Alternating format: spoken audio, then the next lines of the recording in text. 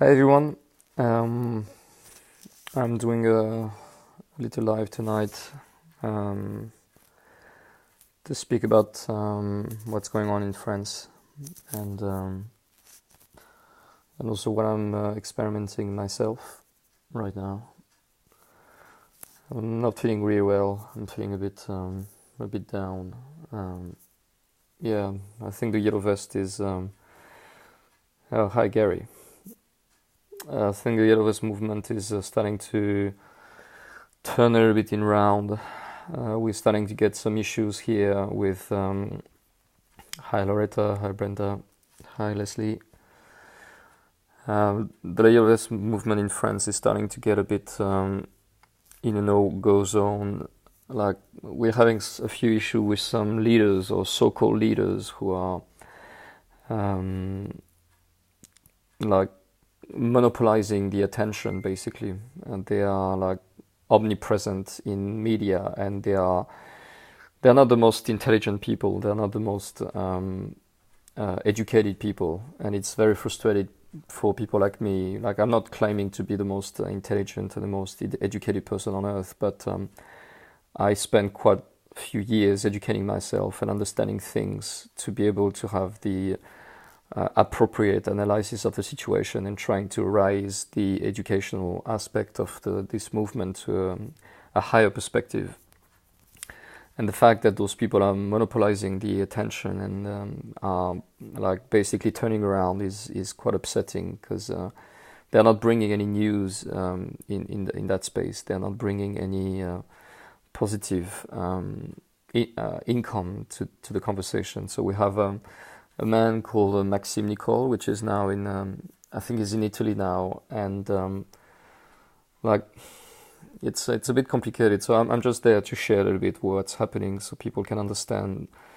Like I think that guy like used to be a hand worker, like he's a hand worker, and suddenly with the Yellow Vest movement he's been exposed to the media, and suddenly like he got access to fame, and people were starting to talk to him. But that guy, like 2 months ago, didn't even hear about the RIC ever. He didn't even know what the RIC was about. He didn't know anything about the geopolitical aspect of the world and everything that is going on. And suddenly that guy is exposed to the people and is having that fame that is.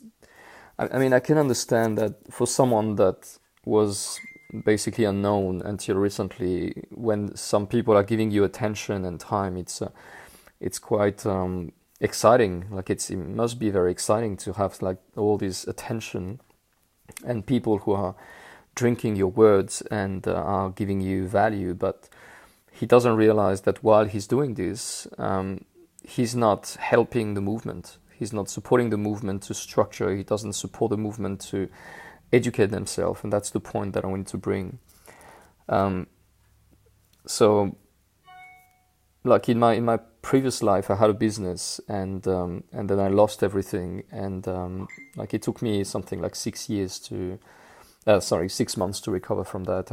I've been through a time in my life about 7 years ago when I've been very depressed, and I was really seeing the world as a very dark place, and I basically starting to challenge everything that I thought I knew, because they were actually educated by the mainstream system, and I couldn't believe anything that was coming from the system anymore. So I spent a good 6 to 8 months of my life listening between 3 to 6 documentaries per day. I know it sounds a lot, and I was basically getting crazy. I was just like watching documentaries over documentaries over documentaries over documentaries. I was really like trying to understand the deeper aspect of what I missed for the first period of my life, and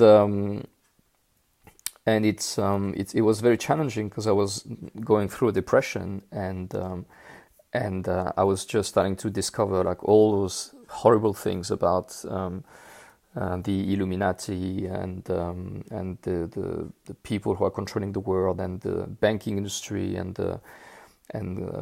like the reserve bank, the fractional reserve, and all this aspect that I never really heard about, because even if you're doing long stories, hi Kimberly, even if you're doing long studies, you don't really get access to that type of information. Like basically, we've been taught to use money, to spend money, but no one ever really explained us how money is created, for example. And that was something that always bothered me, because money is such an important aspect of our life. And I was always questioning, why can't we understand simply like how money is created, and why is it so opaque? Like, why is it so difficult to get access to true information? So I spent a good 8 months of my life watching documentaries over documentaries to try to get an answer, trying to understand things not from the perspective of someone teaching me something, but trying to make that notion, that sensation of truth emerging from myself. And that's something that I wanted to share with you guys. Like, I really wish to be surrounded by more people who can feel what it is to feel the notion of truth, or truthness. Like, not truth as an aspect of a knowledge or a fact, but something that really resonates with you at a specific moment in your life. Not something that can be taught, but something that has to be felt inside yourself. And I guess like this ability that I developed to feel truth is quite a skill. It actually allowed me to like going in some place and not knowing anything about nothing, but still having a feeling of what to do, what not to do, what to say, what not to say, which is something that is very useful sometimes. When I see the people representing us as a yellow vest, and there are people who, like, as I said, used to be hand workers, and I have nothing against hand workers. Like, we have this guy, Jérôme Rodriguez. He's a plumber, and that guy is popular, and that guy is exposed to thousands of people, and he doesn't even know how to use a phone. So that's a huge issue that we're having right now in the Yellow Vest movement. We have that popularity, and something is telling me that there's something wrong there. There's a way the media are actually choosing to push some people, knowing that those people are not going to be dangerous. They're going to be easy to manipulate. They're going to be easy to corrupt, or they're not going to be dangerous for them, because the real thinker are not exposed. We don't invite people like Etienne Chouard, which is the true thinker behind the RIC movement. He still doesn't do massive media audience, and that tells me a lot. Like, when you invite a plumber, a hand worker, or a truck driver, and you expose them as yellow vest leaders, even if they are themselves recognizing themselves as they are not leaders, they are the first one to say they are not leaders. But like, even recently, we're starting to see that there are conflict, ego conflict, and they are actually starting to create their own Facebook page. It used to be like the Angry Friends, and I think Eric Drouet, which is probably the first one who started this Yellow Vest movement, they split it, that Angry Friends, into now 3 Angry Friends. I think there's at least 2. I'm not sure about 3, but maybe 3. And they split it the same Facebook page, so they will share separate information about what one is agreeing about, the other one is agreeing about. And the funny thing is that it's still called the Angry Friends, but in the first page, when you click on it, it's they said, the Angry Friends, but created by Maxime, or created by Eric, or created by blah blah blah. And it just brings you back to this egotistic perspective. Like, it's my project, it's my movement, it's my, and it's really annoying annoying to bring that such a huge movement. Like, this is something that is big. This is something that we were waiting for years, because this movement is bringing truth. That the truth about the RIC is something that needs to be here, and that needs to be really consensual. And some people get it. Some people understand that there's no point talking about anything else than the RIC, and some people still don't. And this is really upsetting, because like Eric Drouet is a nice guy. He's a little bit like he's like strong energy, let's call it this way, but he's a truck driver. You can't expect a truck driver to understand geopolitics, history, economics, and stuff like that. And I have nothing against him. Like, what he's doing is great. He's doing an amazing job. But what I'm wondering is that those people understanding that the more they expose themselves, the more they take the attention without redirecting the attention to others, and the more they're putting the whole movement in danger, and they're putting themselves in danger. Because it's not about me, it's not about them, it's about all of us. And every time that someone is monopolizing the attention by like speaking for hours about things that doesn't make any sense, or that are not bringing information, like true, proper, deep, profound information, the more we are wasting people's time, and we're wasting people's energy. And this needs to stop. Like, this is a waste of time, and people don't have a lot of time, and the little amount of time they have should be allocated to learn important things. And there's so much important things that needs to be learned. Trust me, there's so much. I don't want to look arrogant or anything like that, but as I said, I spent 6 months of my life listening minimum 3 to 5 documentaries a day. Like, recently, I just went through my hard disk, and because I used to download them to watch them while I was driving, just to be able to learn even while I was working. And I think I watched something like 25,000 hours worth of documentary over the last 10 years. And this gives you a bigger picture. It gives you a culture. It gives you like a bigger perspective on things. And like, of course, like, not all those documentaries were interesting. Like, some of them were a proper waste of time, but at least they gives me an information or a way to understand that, okay, maybe that doesn't make sense, but put next to this, it actually makes sense in a different way, let's say. And this is important, because like, in every country on earth today, the young generation, like the old one, like, I don't want to make any distinction. We are brainwashed and forced to watch stupid content, stupid TV, things. Like, we've been controlled and limited to perceive things through a very specific frame, and this is the beginning of the brainwashing. This is the beginning of the loss of freedom and the loss of free will. Because as soon as someone is telling you the only way to get access to truth is to look at this picture over there, at this frame, and just learn whatever I'm going to show you, or whatever choice I'm going to give you, this is the beginning of the end.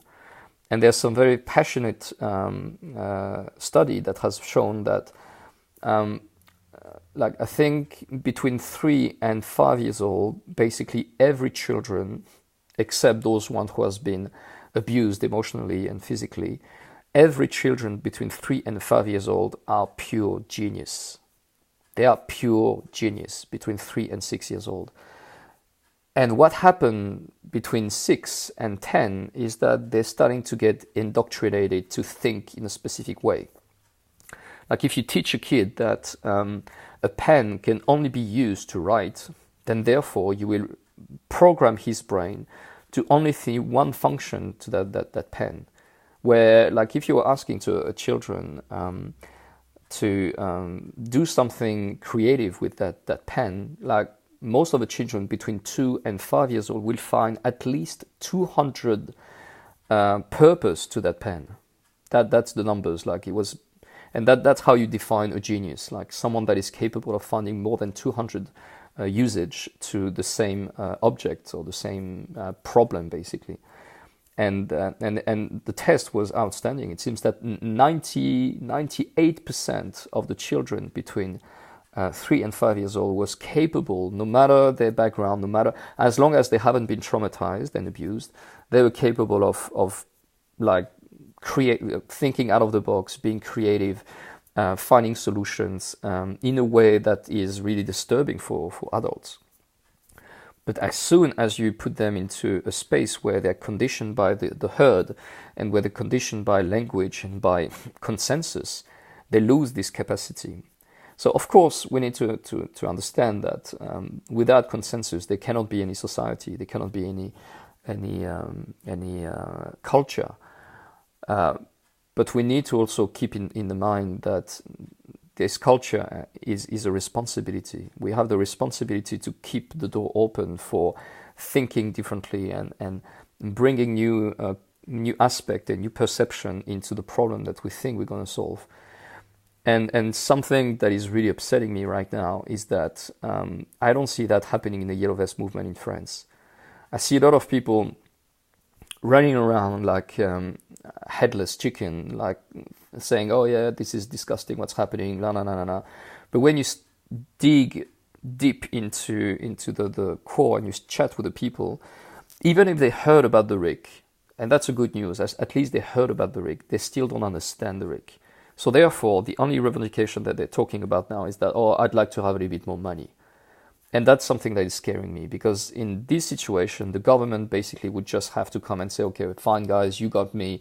I'm going to increase the minimal wage."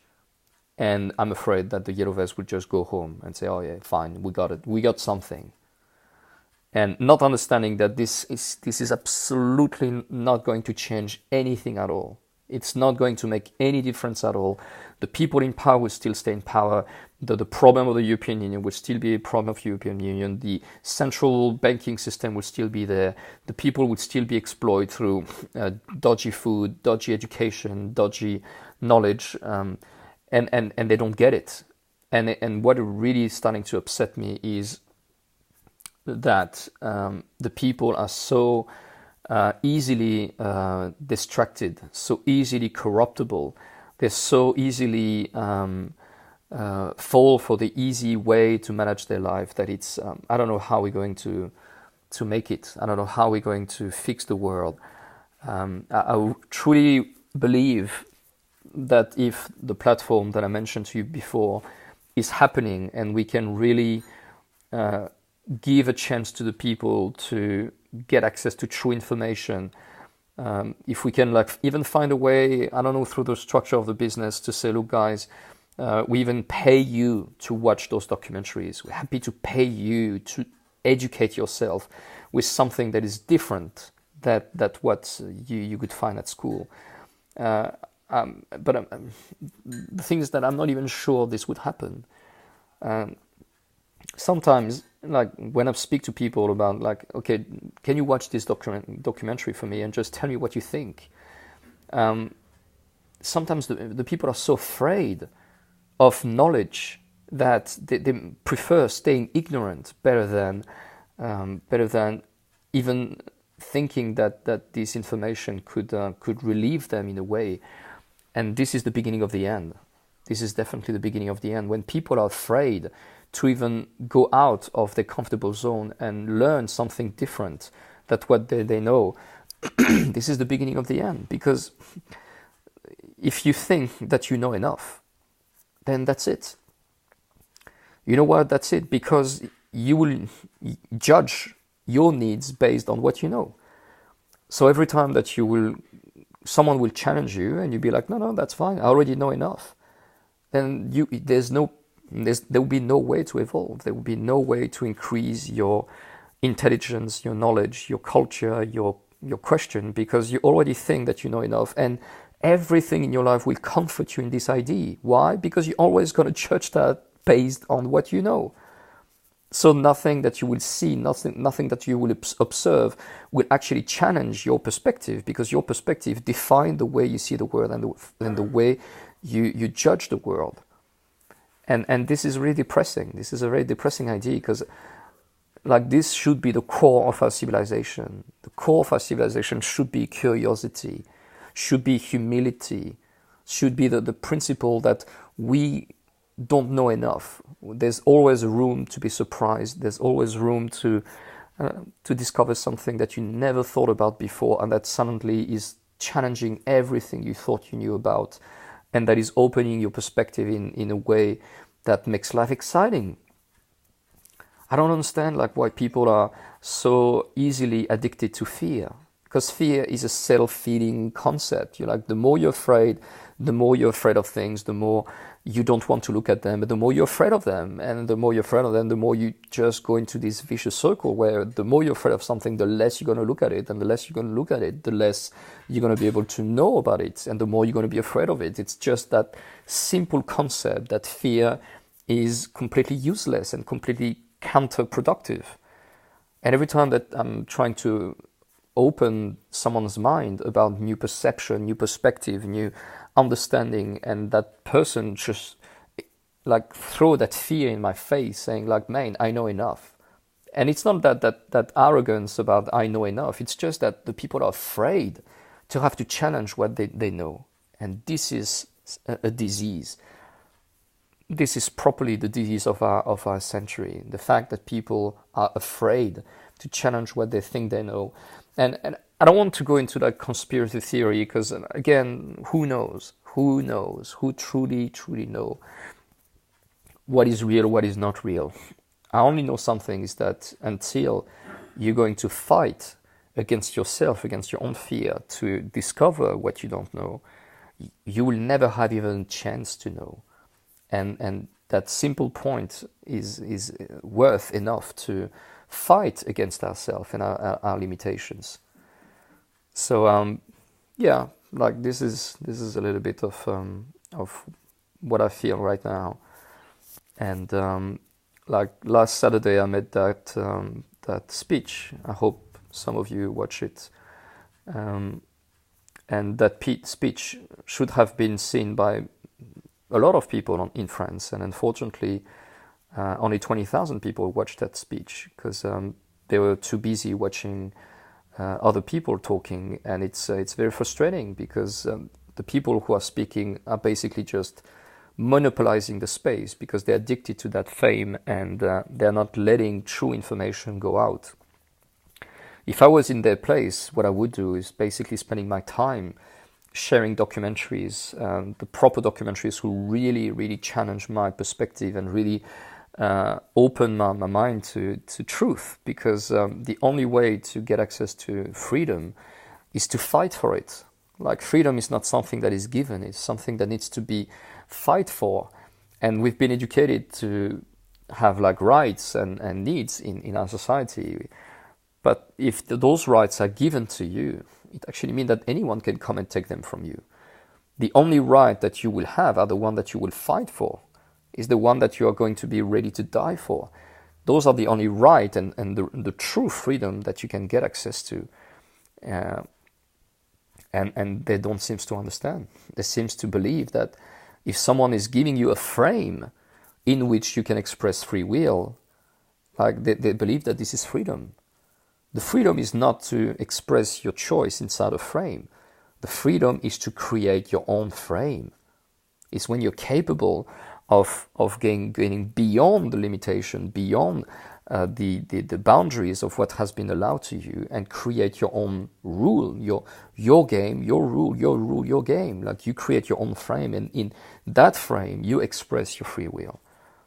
And the only way to do that is to know yourself. There's no way around. And how do we know ourselves today if we have just been programmed to believe others, believe teachers, believe parents, believe governments, believe judge, believe lawyers, believe experts, believe engineers, believe scientists, believe whoever, doctors, whoever authority can have upon you? Like, how can you know yourself if you believe that someone else will have authority over you, will know things better than you could ever know by experimenting reality through your own senses? And just this idea drives me crazy. Like, just the fact that people are still in that space where they believe that doctors know more than them, that scientists could know more than them. I'm not saying that they know nothing. I'm saying that they know something. They don't know everything. They know something. And this thing needs to be challenged at every moment of your life, especially if the reason why you met those people has to do with your own health or your own sovereignty or your own choice and things like that. Like people need to be responsible for themselves and not expecting others to bring them truth, because it's only going to be their truth.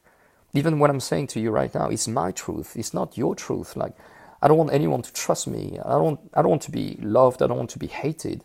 I don't want to even be trusted. I want people to trust themselves, to be powerful, to realize like how powerful we are. And that's what I love with the RIC. It's that sense of my voice matter, my point of view matter, my perspective on reality matter. It's maybe not perfect, it's not amazing, it's not complex, it's not beautiful, it's not everything, but it's mine and it's true. And this has value. It's not because you're not a deputy, a prime minister, a president or whatever, that what you are doesn't have value. And that's something that people need to fight for. And in the meantime, it's not because it has value that you need to like yell it on the roof of the world, like just not below or not above, just being you in that fine line between arrogance and over humility, like just being in that fine line in between, where you're not overestimating yourself, you're not underestimating yourself, you're just in that perfect balance between the inside world and the outside world. And if that could be taught to more people, to children, to even ancient, because like again, some people believe that because you're old, you have to be wise. But guess what? Like a little dickhead will be an old dickhead. That's it. Like aging doesn't mean maturing. Again, like an apple can mature or can rotten. Same with human. You know, and if you have a rotten apple in your family, like you can contaminate the whole family. So we need to challenge all these ideas. Of course, like old people have more experience, but it doesn't mean that because they have more experience, they have learned. And in the meantime, you have young people who have tiny experience, but they bloody learned the lesson. And that's what makes the difference between human beings. And yeah, today we're experimenting this in the Yellowverse movement. We see that things challenge, like people who are exposed, who like exposed for what they are, and some people are getting popular and they are monopolizing the space, and people are still worshipping. They're worshipping them, and they're like, it's not the point. It's not the point. It's not about worshipping people. It's about worshipping yourself. It's about knowing who you are, knowing your limits, knowing what you're capable of doing, making mistakes, that there's no way around it. We have to learn to make mistakes. We have to learn to forgive ourselves for making mistakes, and we have to learn the boundaries of who we are, because there's absolutely no other way to do it. It's by making mistakes that we find the limits between the acceptable aspect of truth in life and the non-acceptable. And another great example is political correctness. Political correctness is the best way that the system have made to keep everyone separated, to keep everyone in that safe space where I'm not going to dare offend you. I'm not going to dare taking the risk of saying something that could not please you. But meanwhile, I'm not experimenting this. I'm not challenging my own limits. I think that you will not be able to stand that truth. And based on that, I'm just going to be there protecting you. I'm going to be condescendent in a way and protecting myself from whatever emotional victim you're going to put upon me. And it's not okay, because it's only when we are challenging people that we actually see the true essence of who we are. And that's how we learn. It's because one day when we try to raise from the ground, we fall down, that we learn gravity.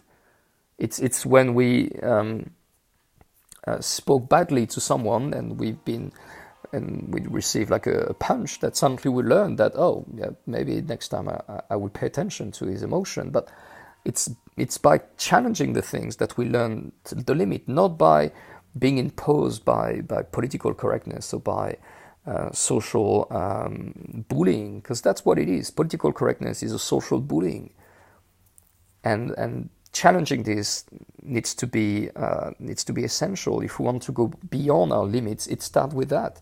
It starts with the way we position ourselves towards others, and the way we relate to them, and the way we explore that fine boundaries between what we think the people can stand and what they actually stand. And if they get upset, fine, that's okay. It's not the end of the world. It's not the end of the world.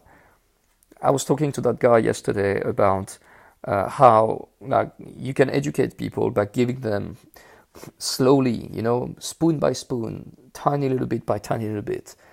And I was like, why do you do that? I say, yeah, I don't want to hurt them too much. I don't want to burn them and stuff like that. And I say, okay, that's one school. The other school is that, you just give them the truth. And then you work on the grief. That's another aspect. Because his point was like, you can't speak to a 6 years old and talk about death. And I say, why not? Why not? Who decided that? Say, I'm not saying it's true or not true. I'm just saying, there's two options. Indeed, you can bring them slowly the idea that the people is going to feel comfortable, because you don't want to traumatize them. But in another way, you can also educate them to be strong and basically explain the hard thing and support and be present to so the person can actually grow through the grieving aspect. So, education, fear, I think those points needs to be addressed, and people needs to take responsibility for what they think they know. How many times did we challenge what we thought we know, and how many times did we explore and go beyond those aspects to really truly discover the truth? Because truth needs to be sought for. It's not something that can be given to anyone. Even after my 10 years of research in the parallel reality and all the research that I could make, if I was giving you my truth, it would still be mine. It will not be yours. And the point is not about me giving you whatever I think it's true. It's about you discovering it. Because if it's like someone giving you the end of the book. What would be the point? And it seems that the people now are afraid of even reading the story. They just want to be sure, is it going to be a happy end or not? No, it's not going to be a happy end. We're all going to die. That's the end of the story. We're all going to die. No happy ending. I'm saying that, but it doesn't matter. For me, dying it's not wrong. It's not bad. I'm saying that if you were really hoping that it's going to end well, that people are not going to suffer anymore, and that you're going to go in paradise and stuff like that, well, fine, good on you. I don't believe that. I believe in reincarnation. I believe that nothing is ever created. Everything is transforming all the time. So I believe that when we die, if we did something positive in our life, we will have a little chance that when we're going to come back in the next life, we're going to live in a beautiful place full of happy people where energy will be free, there will be no work, people will spend their time enjoying life and discovering things and expressing themselves and stuff like that. That would be my definition of heaven. And if I'm acting like an asshole, and if I'm greedy, and if I'm jealous, and if I'm taking from people and I worship destruction instead of construction and spreading hate around me, then maybe when I will come back in my next life, in my new dimension, the other life, I will actually come into a place where people will hate each other, would be stupid, would be killing each other, or controlling, or dictator and stuff like that, and that would be hell. That's my belief. So therefore, if I have to choose between being a nice person and a bad person, I have to choose to be a good person, because I don't want to come back and live in an ugly, disgusting place. So what can I do today to make sure that this is not happening? I'm trying to inspire others to be good. I'm trying to inspire others to go beyond the limit. How? By doing it myself, by being an example, by lead by example, by putting the boundaries beyond what looks to be enough, and trying to inspire others to do the same. Because there's nothing more ugly than people who are just happy to be who they are and not trying to reach more and more and more. I'm not saying we should, let me rephrase that. We should be happy to be who we are as long as we know who we are. But normally when we know who we are, this is just the beginning of the quest.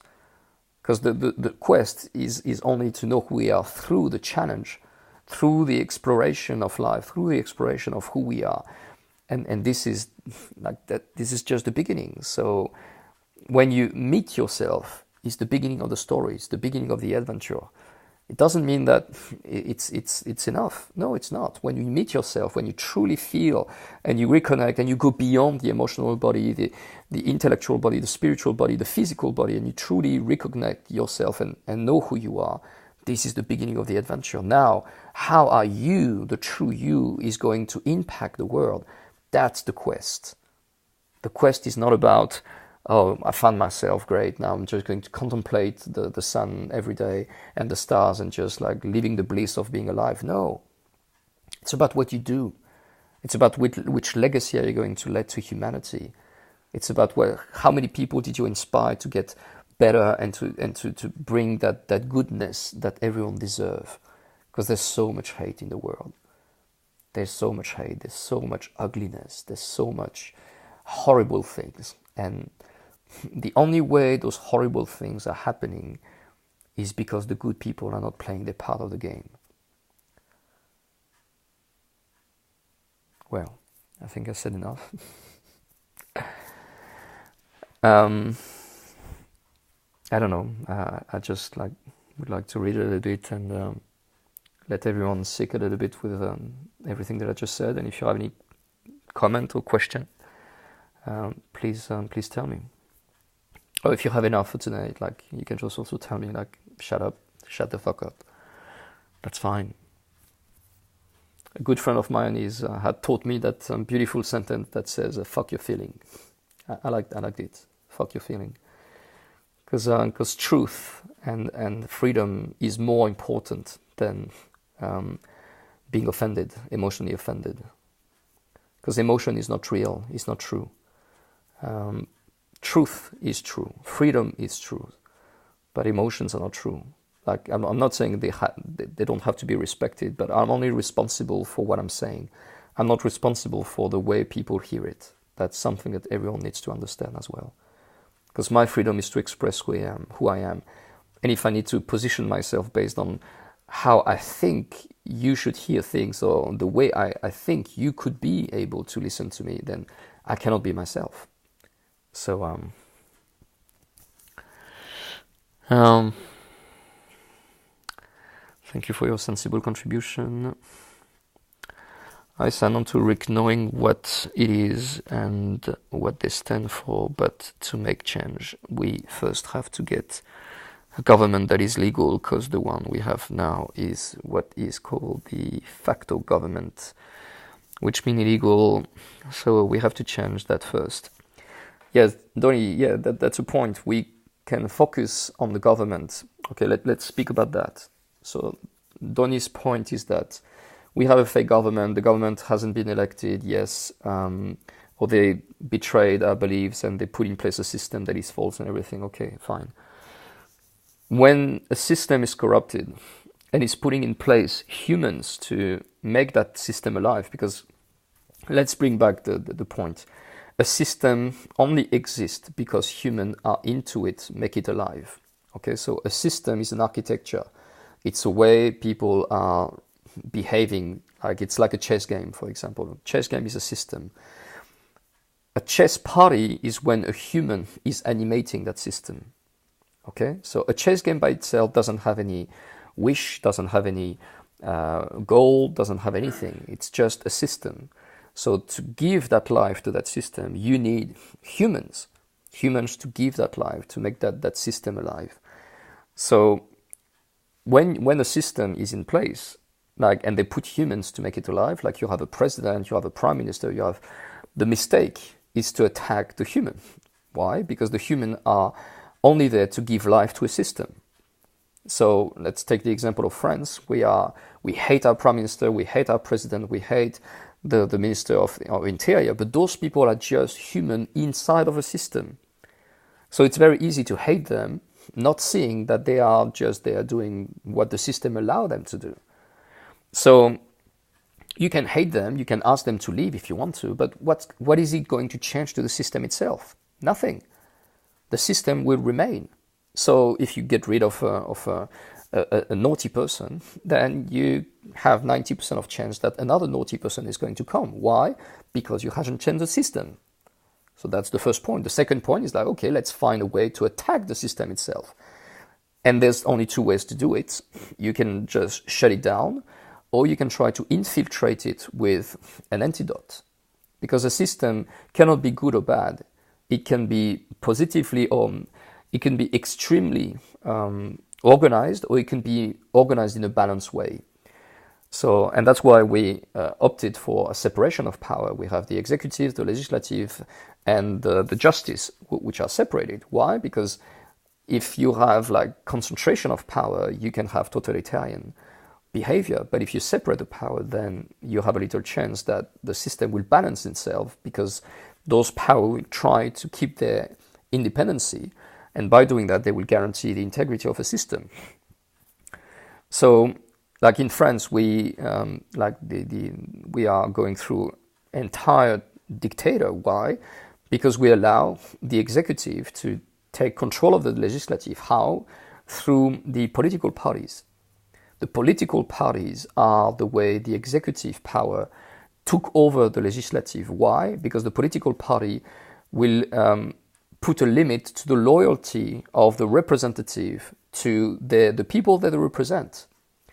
When someone is elected by a district, a nation, if the person is in conflict of interest between the people that they represent and the political party that they are part of, then there's no separation between the executive and the legislative. And this is something that is there for many years already. For many years, we let the political party, in America, you will have the liberal and the Republican, and like when someone defines itself more than as a Republican, more than a representative of the people, the battle is already lost. The system is already corrupted, because the only loyalty that the people should have is towards the people they represent. The word representing is quite clear. Represent. So I am present on your behalf.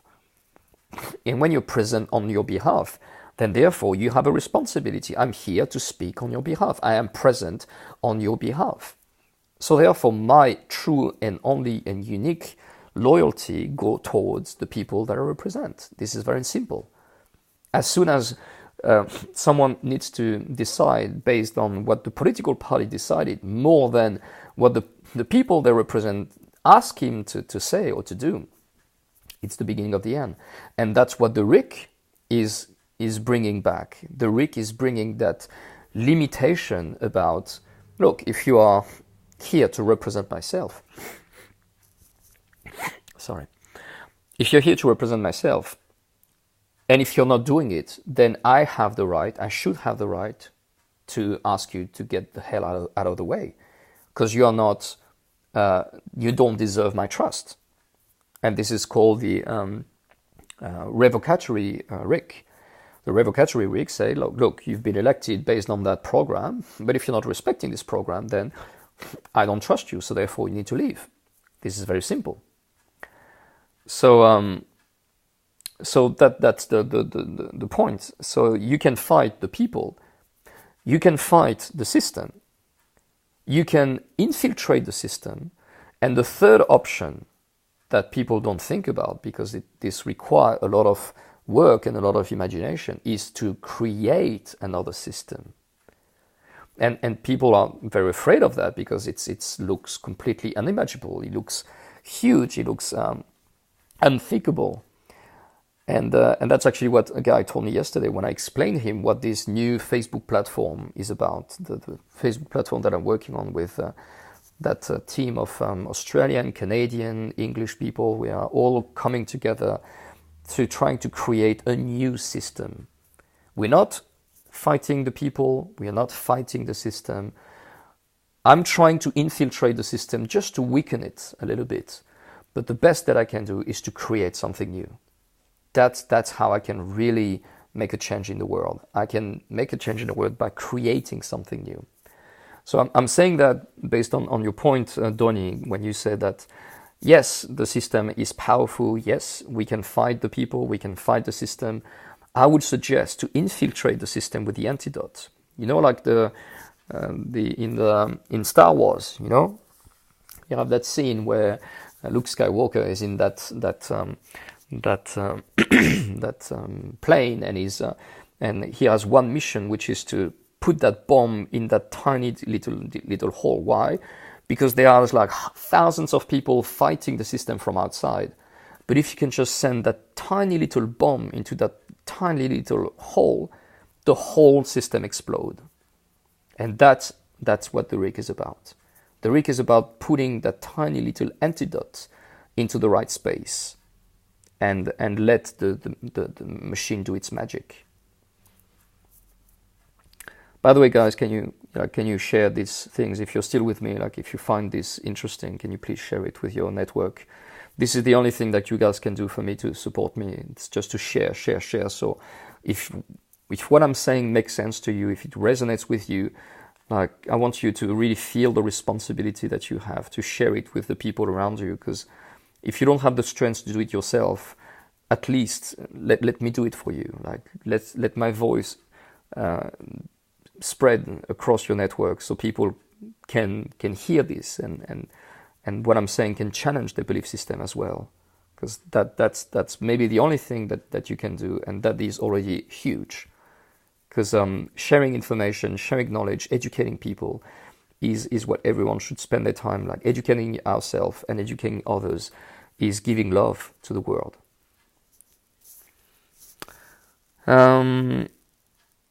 You sound really tired. Do not give up. The people of the world need you. Thank you, Lottie. Yes, I'm tired. Yes, I'm also feeling a bit down because I miss my family. My wife and my children are overseas, and I think my emotional health is not at the top. It's something that I need to consider as well, because if I really want, because this is a long war, it's going to be long. It's not going to happen in 2 minutes.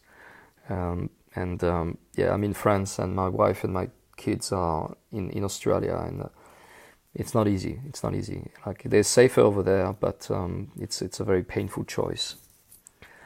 So I guess this is something that I need to take in consideration as well.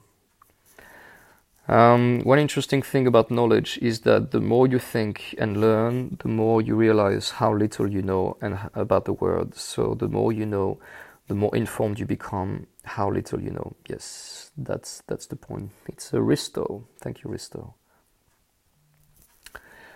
Freedom, as many forget or simply do not understand, is simply not free. Yes. I'm sorry if you feel discouraged.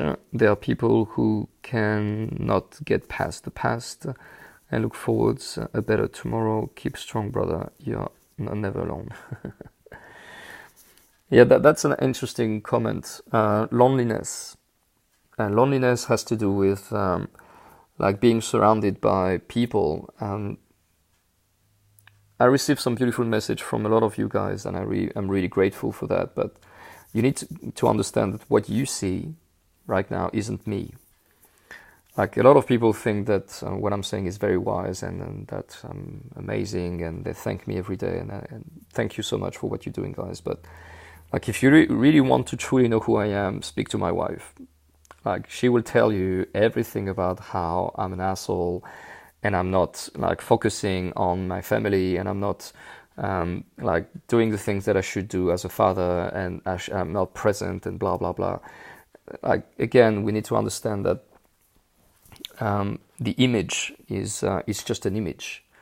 Like, you only see one aspect of who I am. You don't see me angry. You don't see me upset. You don't see me being a dickhead. And trust me, I can be a dickhead. Trust me. Like one day I'll bring my wife and she will tell you everything about that.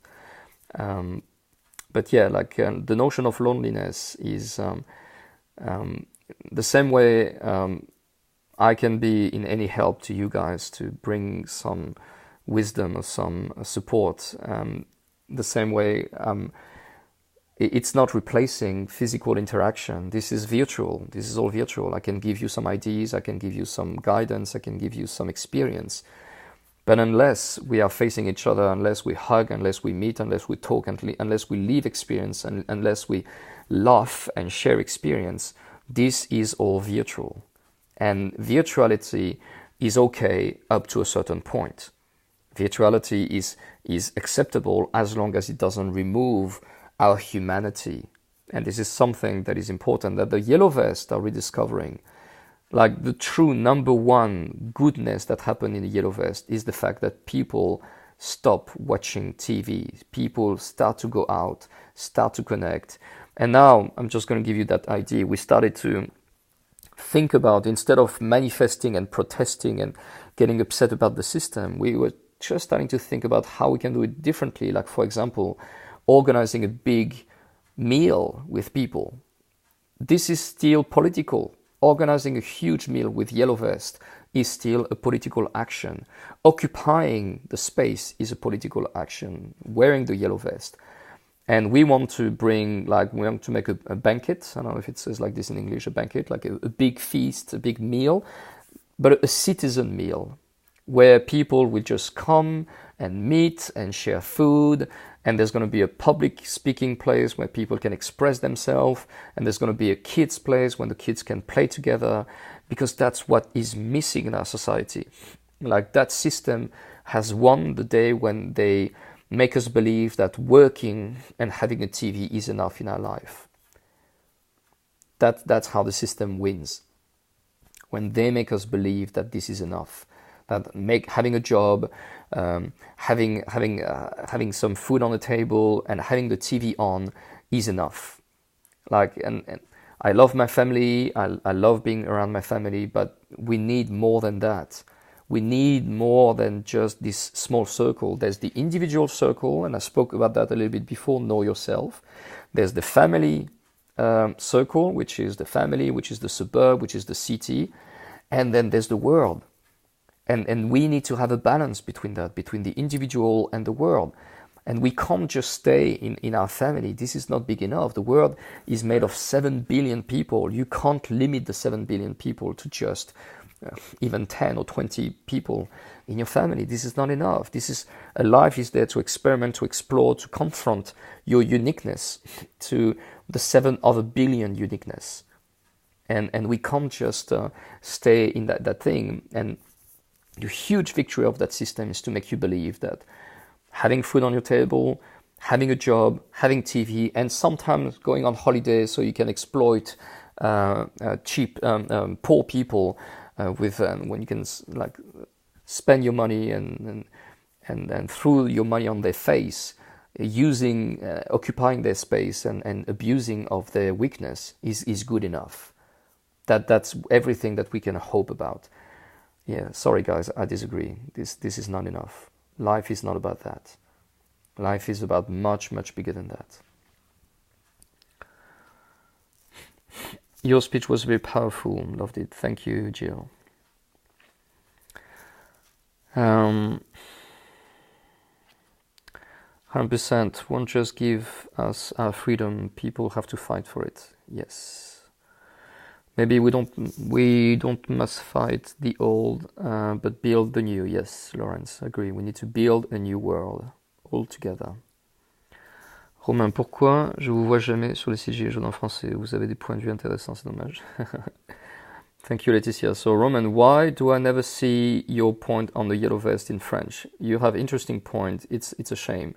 Thank you, Laetitia. That's exactly the point. Why people like me, who are producing like different ideas and thinking differently, are not exposed to the whole yellow vest? I don't know. You tell me. Like the way it has been organized, and I believe that Facebook and the mainstream media are playing with us in that space, are limiting the people who are exposed to only a few, So like the people are only focusing on those people because they know they will not provide solutions. They know they will not bring ideas. So Laetitia, get in touch with me and help me to bring different type of words to the group, because if the yellow vest doesn't open their scale and their understanding of the situation, it will just starting to rot, and they will just destroy themselves. The same way I'm starting to see people getting upset against Eric Drouet, Maxime Nicole, and Jérôme Rodriguez, because they just do what they can. They haven't trained themselves. They were not ready for what's going on. They just like being catapulted in that space, and now they're doing what they can. Like, it's not their fault. The only responsibility that they have is to not like giving the energy away. They just hold that energy, and that's the trick of the ego. The ego is there. Oh, wow, I'm famous. I'm speaking. People are listening to me. Wait, mate, what you don't realize is that you're doing a lot of damage to the group as well.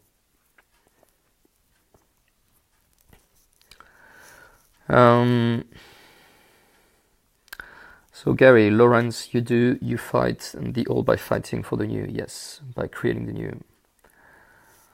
Amanda, people are scared of change. Even open-mindedness has evaporated from people's mind. So many people get so angry when you challenge their opinion. Yeah, that's what I was saying. Like, they're angry because they're afraid. Like, anger is produced by fear. Like, when you're afraid, like, you just get upset, of course.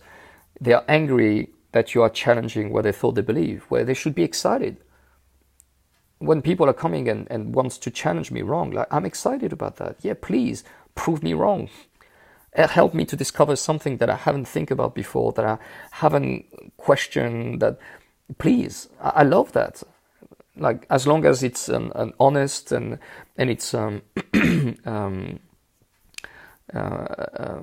honest, and if it's made with honesty and integrity, I'm really happy with that.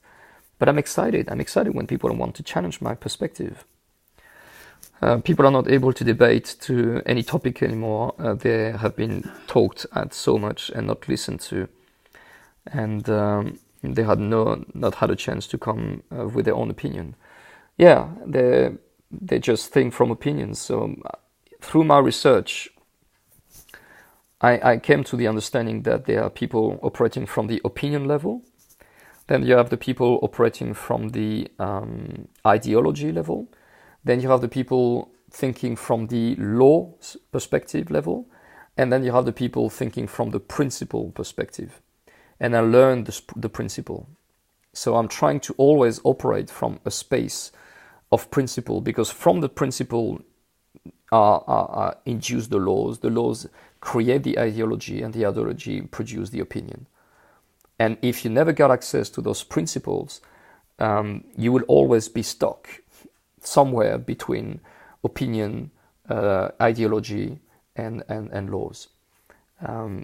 This is a shame, because those principles should be taught at school. People should learn how reality is structured. And the only way to learn it is to hear about it and challenge it.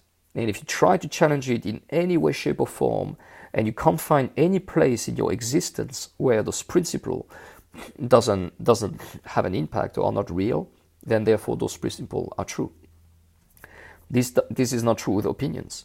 Opinion can be seen in always different perspective, and that's why people are fighting. Why? Because my perspective, like, I have 99.999% chance that my perspective will be different than yours. Why? Because you're not me. You haven't lived what I lived. You haven't thought what I thought. So therefore, you can't say what I'm saying, and you can't live and you can't be who I am. That's very simple. So when I'm saying something, when I'm giving my perspective, I have 99.9999% of chance that it's not going to be yours, just because I am who I am and you're not who I am. But if we operate from a principle perspective, we have to be all agree with that, because those principles are beyond opinion, theory, or ideology, laws. They overcome all this, and that's why it's called principle. If people are interested about that, you can get in touch with me. So sometimes you have to forget what you feel and remember what you deserve. This is very philosophical. I love it. There is more of us than them. Why do we give them all the control? Well, we don't give them the control. They trick us to believe that we're giving it. The truth is that we're not giving it. They're taking it from us using illusion of choice and illusion of freedom. So yeah, we are not giving it away. They are taking it from us using malicious, manipulative system, giving us this illusion of freedom. That's the truth. Good advice is not to take anything of face value. Like, by the way, guys, like what you're writing is amazing. Thank you. Like, you know what? I'm really proud to have such an audience with people which are understanding what I'm saying, which are like going even further away with your comments. Like, guys, like big thumbs up. Like, thank you. Makes me feel good to see that at least I'm talking to people, and that has a meaning that makes sense. So yeah, thank you, guys. A good advice is not to take anything of value at face value and instead investigate. It is hard, of course, because most people do not have the time, the space, and the energy to think, not to mention investigate. This unfortunate fact is compounded by the fact that school indoctrinates critical thinking and questioning out of the people. And for the most part, so many people don't have the tools to think, correct? And this is why in this platform, the first thing that we want to bring is universal basic income. We want the people to make money doing nothing. Okay? Every time that I'm saying this idea, people are shocked because they're like, since I was young, I've always been programmed to believe that I can only earn money if I'm doing something extraordinary. Like, wait a second. When you were born, did life created your body and just forgot to put blood into your body? No, life put you blood into your body and ask you to take care of your body so you can actually thrive and get bigger. So this idea that we need to to fight for our life, to work for a living is completely absurd. Because as soon as you are focusing on fighting for living, then therefore you have no more energy, no more time, no more brain energy to do anything else than surviving. So indeed, yes, you're right, Risto. People are so focused on surviving, then therefore they don't have time for education, for curiosity, for exploration, for knowing themselves, for anything. So let's address this as a point. How can we bring basic universal income, not enough to drive with Ferraris every day, but enough so the people will feel comfortable and they will not feel afraid that suddenly they will end up in the street and poor and homeless and without the choice, without any opportunity to go back into the social ladder. So how can we guarantee that? Like, this is something that I would love to bring into that new Facebook platform, guaranteeing the people to have a basic universal income. So therefore they will have time to challenge their belief system. They will feel comfortable because that button, that big survival button, will disappear of their life. So it's more remembering that we are not equal, and that isn't a bad thing. But no, we are not equal. We are unique. And it's in that uniqueness that we are all equal. Not better, not worse, not equal. Just unique. And because of our uniqueness, we deserve equality. Yes. I have nothing else to say. This is beautifully said. I have absolutely nothing else to say. We are unique, and it's through this uniqueness that we deserve respect and equality. Not equality, equality. Equality means that life is going to adapt to ourselves to give us and to fit to the best we deserve. All right, guys, I think it's more than an hour now, so yeah, I think I will stop from there. I just wanted to thank you all for your attention and your question. I'm just going to read everything and probably comment directly on it. And thank you all. I hope I wasn't too negative tonight, and if I was, fuck your feeling anyway. So, yeah, I also deserve to be up and to be down sometimes, and I think this is something that needs to be seen as well and need to be understood. And yeah, tomorrow's going to be a better day. And love you all. Thank you for being there. And if you want to get in touch with me, just send me a message. Please share this video as much as you can if you've been inspired, or if anything of value that has been given to you. And yeah, let's move forwards, because we're going to win anyway. We're going to win. It's not a question about are we going or not. It's when are we going to win, and which world are we going to bring to this planet. Love you all. Bye bye.